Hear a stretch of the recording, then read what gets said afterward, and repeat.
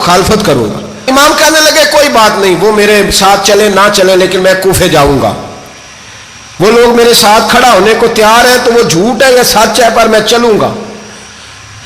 जब इमाम अली मकाम ने इसरार फरमाया तो जो आपके करीबी सहाबा किराम की औलादें थी सारी, ये भी अब बीमारी है। कुछ लोग कहते हैं जी सहाबा नहीं साथ चले, तो मैं कहता हूँ अहले बैत नबुव्वत के तो कुल अफराद 21 थे, तो 72 में बाकी औलादें किसकी थी? वो सारी सहाबा की औलादें थी, वो सारे। पता नहीं क्यों इस तरह का फलसफा बयान किया जाता है जिसमें हालात खराब हो। हजरत सैयदना इमाम अली मकाम को जब बहुत ज्यादा कहा गया ना, तो इमाम हुसैन रदी अल्लाह ताला अन्हु ने फरमाया चलो मैं एक काम करता हूं, मुस्लिम बिन अकील को भेजता हूं। हजरत अली के भतीजे हैं, इमाम हुसैन रदी अल्लाह ताला अन्हु के चचा के बेटे हैं, हजरत अकील के साहिबजादे मुस्लिम बिन अकील। बड़े समझदार आदमी थे, मामला फहम थे, बड़े जर्री थे।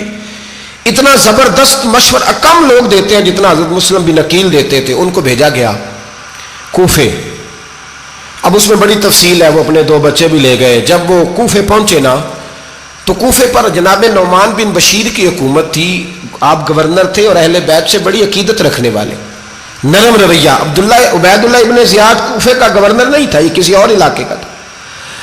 जब आप वहां पहुंचे तो नौमान बिन बशीर ने देखा कि हजरत मुस्लिम बिन अकील आए हैं, तो लोग दौड़े उनकी बैत करने, भागे। इतने लोग जमा हुए कि एक दिन में 17,000 आदमी ने बैत कर ली। तो तुम पता है ना, जो इलेक्शन लड़ता होता है राती जीत के सौंदा है, वो फाते होता है, हर रोज जीतता है। पता उसी दिन चलता है जिस दिन इलेक्शन का रिजल्ट अनाउंस होता है। 17,000 आदमी एक दिन आया। अब वो जो इमाम मुस्लिम बिन अकील के वहां नारे लगाने वाले थे, कहने लगे हुजूर ये पहले दिन की कारकर्दगी है, 2-4 दिन में देखिए क्या होता है। 2-4 दिन में क्या हुआ, 40,000 आदमी ने बैत कर ली। अब वो 40,000 बंदा तैयार हो गया। इधर से जो यजीद के वफादार थे उन्होंने खत लिखा यजीद को कि तूने बड़ा नरम आदमी गवर्नर बनाया है और 40,000 बंदा चला गया हुसैन की तरफ। अगर एक आध दिन मुस्लिम बिन अकील और रहे तो जो तुम्हारा गवर्नर बैठे हैं ना जनाब नौमान बिन बशीर, उनको गवर्नर हाउस से निकाल के मुस्लिम बिन अकील कब्जा कर लेंगे। तू चुप करके बैठा है। यजीद बड़ा तेज था, उसने एक आदमी घोड़े पे दौड़ाया। उबैदुल्लाह इब्ने ज़ियाद एक और इलाके का गवर्नर था, पर बड़ा जालिम सा बदमाश था, बड़ा सख्त गिर आदमी था। उसको कहा कि तू पहले एक सूबे का गवर्नर है, जा तुझे दूसरा सूबा भी दिया।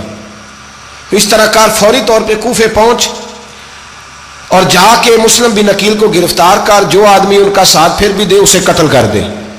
उसने क्या किया, वो आधी रात को आया, मुंह छुपाया, जुब्बा पहना, लोग समझे इमाम हुसैन आ गए। बहुत सारे लोगों ने उसके नारे भी लगाए। वो चुपके से दाखिल हुआ अंदर, और चुपके से दाखिल होकर उसने सबसे पहला काम यह किया कि नौमान बिन बशीर रदी अल्लाह अन्हु को माजूल किया, कूफे के गवर्नर हाउस पे कब्जा किया।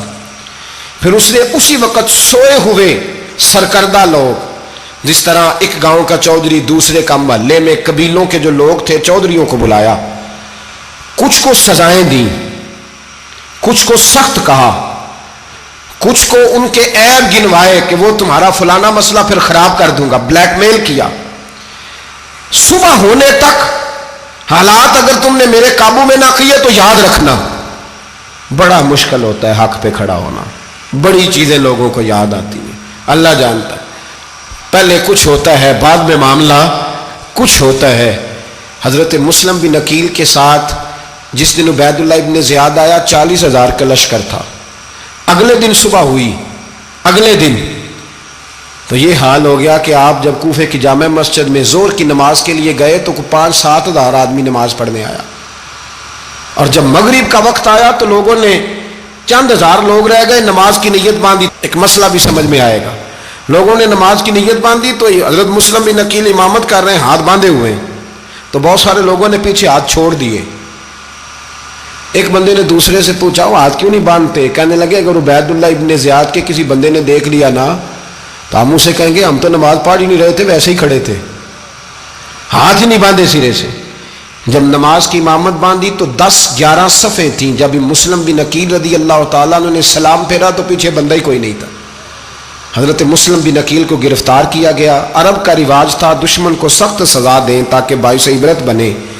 बहुत ऊंचा मीनार था कूफे का, گورنر ہاؤس کا اوپر لے جا کے جناب مسلم بن عقیل کو زمین پہ گرایا گیا، اور جب وہ شہید ہو گئے تو شہید ہونے سے ایک رات پہلے وہ خط لکھ چکے تھے امام حسین کو کہ آپ آ جائیں، حالات بڑے اچھے۔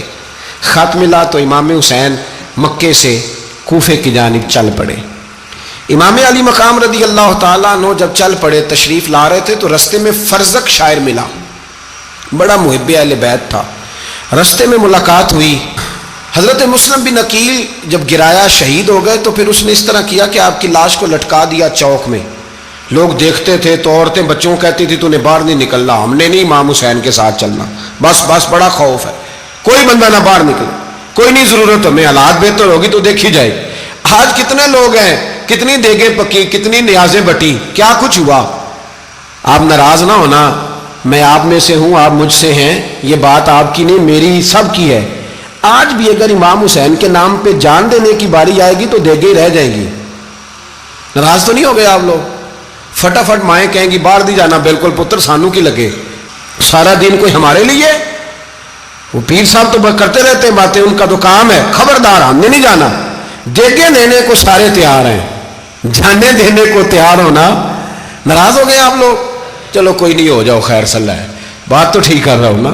حضرت امام حسین رضی اللہ تعالیٰ عنہ نے فرزق شاعر رستے میں ملا تو امام حسین کو کہنے لگا کہاں جا رہے ہیں؟ فرمایا میں کوفے جا رہا ہوں۔ کہنے لگا حضور نہ جائیے گا، لوگوں کے دل آپ کے ساتھ ہیں، تلواریں آپ کے ساتھ نہیں۔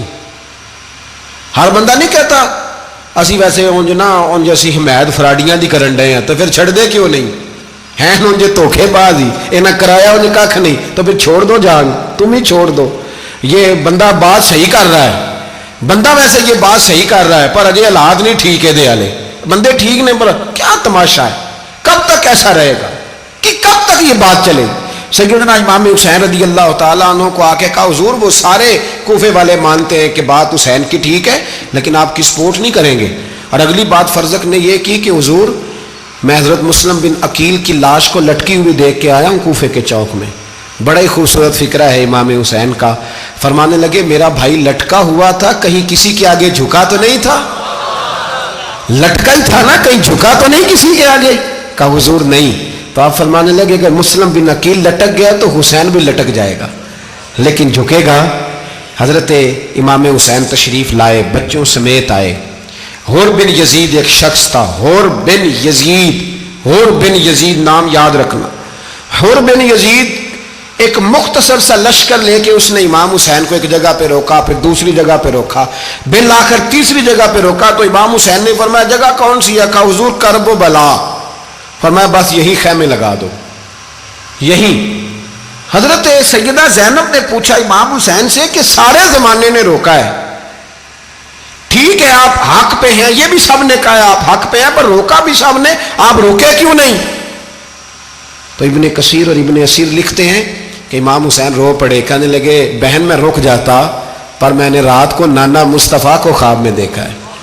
تو حضور نے فرمایا حسین اگر آج یہ رواج پڑ گیا نا یزید جیسے لوگوں کا تو قیامت تک پڑا رہے گا، پھر لوگ کہیں گے کوئی نکلا نہیں تھا تو ہمیں بھی نکلنا، پھر لوگ ظالموں کے سامنے گردنیں جھکانے کے عادی ہو جائیں۔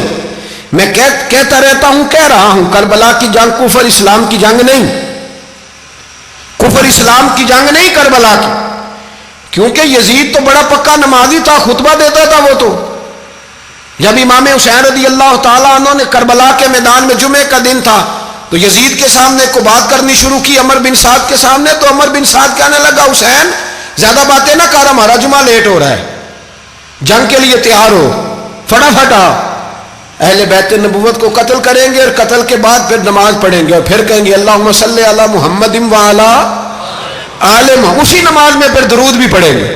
یہ کیسا مرتبہ ہے، کیسا انداز ہے، دوستی قاتل سے بھی مقتول سے یارانہ بھی۔ حر بن یزید امام حسین سے کہنے لگا مجھے حکم ہے آپ کو روکنے کا، آپ آگے نہیں جا سکتے۔ امام صاحب نے فرمایا وجہ زمین اللہ کی ہے۔ اس نے کہا آپ بیعت نہیں کر رہے، یزید کی حالات آپ کے حق میں درست نہیں ہیں، آپ نہیں جائیں گے۔ امام روک گئے۔ ظہر کی نماز کا وقت ہوا تو حضرت علی اکبر امام حسین کے بڑے صاحبزادے انہوں نے اذان ظہر پڑھی تو حور بن یزید کے لشکر نے امام حسین کے پیچھے نماز ادا کی۔ کہا بھئی تم مقابلے میں آئے ہو نماز پیچھے پڑھتے ہو؟ کہا حضور مقابلہ تو تلواروں سے کر رہے ہیں پر ہمارا دل تو مانتا ہے نا کہ مصطفیٰ کا نواسہ بڑی شان والا ہے۔ حر بن یزید نے 3 نمازیں لشکر سمیت امام حسین کے پیچھے پڑھی ہیں، 3 نمازیں، ظہر عصر اور مغرب۔ پھر امام حسین کے سامنے شرائط پیش کی کہ آپ کو یہاں گھیر لیا گیا ہے، یہاں آپ بیعت کریں گے، یہاں آپ جنگ کریں گے، 2 ہی باتیں۔ امام حسین نے فرمایا نہیں بھائی بیعت تو میں نہیں کرتا، اس کے علاوہ تم جو کہتے ہو میں کرنے کو تیار ہوں۔ اس نے خط لکھا، عبید اللہ ابن زیاد کو ایک بندہ دوڑایا پیچھے کوفے، چند میل پہ کوفہ تھا، کہا وہ نہیں مان رہے، کیا کرنا ہے؟ تو حسین ابن علی ہے، میں زیادہ دیر انہیں روک بھی نہیں سکتا۔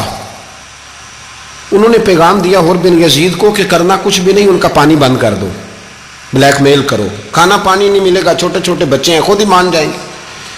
حضرت امام علی مقام کے بارے میں حر کے پاس جب یہ پیغام آیا تو حر کہنے لگا میری طبیعت نہیں مانتی حسین پر پانی بند کروں، دل نہیں مانتا۔ جب یہ لفظ کہے نا دوبارہ تو پھر عبید اللہ ابن زیاد نے عمر بن سعد کو 10,000 آدمی دے کے بھیجا، کہا حر بن یزید لچک دکھا رہا ہے حسین کے حق میں۔ ایک رے کا علاقہ تھا، بڑی وہاں فصل ہوتی تھی، لوگ کوشش کرتے تھے وہاں کا گورنر بننے کی، کوشش کرتے تھے۔ تو عبید اللہ ابن زیاد کہنے لگا تمہیں رے کی گورنری ملے گی، سب سے سرسبز و شاداب علاقہ، تمہیں وہاں کا گورنر بنایا جائے گا اگر حسین کے خلاف لڑو گے۔ یہ اتنی زبردست ہوتی ہیں گورنریاں کہ گورنریوں کے لیے لوگ نسل رسول کے خلاف بھی نکل آتے ہیں، یہ اتنی تگڑی ہوتی ہیں، اتنی جلدی وفاداریاں بدلتی ہیں۔ امام حسین کو روک لیا گیا، عمر بن سعد نے روک لیا۔ 1 محرم کو امام آئے، 7 محرم تا روکا گیا، 7 محرم کو پانی بند کر دیا۔ جانور پانی پیتے تھے، گھوڑے پیتے تھے، کتے پیتے تھے، لیکن مصطفیٰ کے گھرانے کو پانی پینے کی اجازت، 3 دن تک پانی بند رہا۔ 9 محرم کو عمر بن سعد نے اور لوگ بلائے۔ شمر ایک بڑا سخت آدمی تھا، سنگ دل بدبخت، جس نے حضرت علی اصغر کے گلے پر تیر مارا تھا، وہ اور لشکر لے کے آیا۔ رات کو کہنے لگا امام حسین رضی اللہ تعالیٰ عنہ سے کہ بس بڑا ہو گیا، یہ 9-10 محرم کی درمیانی رات، یہاں آپ جنگ کریں گے یا آپ بیعت کریں گے، 2 ہی باتیں۔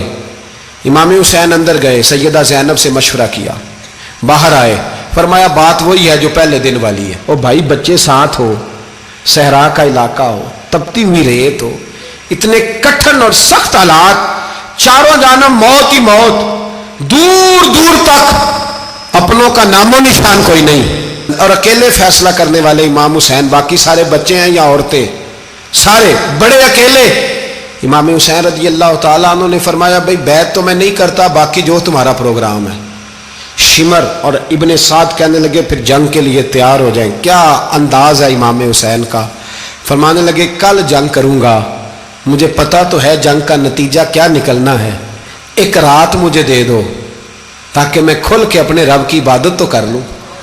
حسین نے جانا ہے، مجھے پتا ہے کل رزلٹ 72 اور 22,000 کا کیا 1 رات مجھے دو، میں مالک سے راز نیاز تو کروں، میں گویا اس سے پوچھوں تو صحیح کہ مالک میرے والد بھی شہید ہیں، بھائی بھی شہید ہیں، نانا کو بھی دکھوں میں دیکھا ہے، تو اب میری باری ہے تو مالک میں حاضر ہوں، مجھے موقع تو دو، اس لیے کہ میرے نانا نے بدر میں بھی ساری رات عبادت کی تھی، صبح مجھے موقع دو۔ اور دنیا کا اصول ہے جب کوئی موقع مانگتا ہے تو دیا جاتا ہے۔ یہ دونوں کہنے لگے کوئی موقع نہیں۔ حر بن یزید پیچھے سے بولا، کہنے لگا نہیں بدتمیزی نہ کرو، حسین کو موقع دو، تمہیں دینا پڑے گا۔ موقع دیا۔ حر بن یزید نے پھر منت کی، کہا حضور آپ مہربانی کریں مان جائیں۔ فرمایا ماننے والا کھاتا کوئی نہیں۔ فرمایا ماننے والا کھاتا، بولیے ماننے والا کھاتا، یہ بڑا مشکل کام ہے بھائی۔ ضمیر کا سودا اب تو عام ہو گیا، بازار لگتے ہیں، ریٹ لگتے ہیں، اپنی اپنی چاہتوں پہ لوگوں نے اپنے اپنے انداز سجائے ہوئے۔ کوئی آدمی بس اچھے طریقے سے نام لے لے تو بس ہم اس کے پیچھے چل جاتے ہیں، اب تو عام ہو گیا یہ معاملہ۔ امام حسین نے فرمایا ہو ہی نہیں سکتا، ممکن ہی نہیں ہے۔ ساری رات عبادت میں گزری، ریاضت میں گزری۔ تہجد کا وقت ہوا تو گھر والوں کو بلایا، فرمایا دیکھنا تمہاری سی کی آواز نہ باہر آئے، خبردار سی کی آواز نہ آئے۔ اور امام زین العابدین سے فرمایا تو بیمار ہے، تو جہاد نہیں کرے گا، لیکن خیال رکھنا پیچھے۔ اور بڑی قیمتی بات بتا رہا ہوں، ہماری بیویاں کسی کے گھر میت ہو جائے تو 4 دن بخار نہیں اترتا، इमाम अली मकाम ने सैयदा ज़ैनब से फरमाया तू बड़ी है, मेरी बहन है, पीछे सारे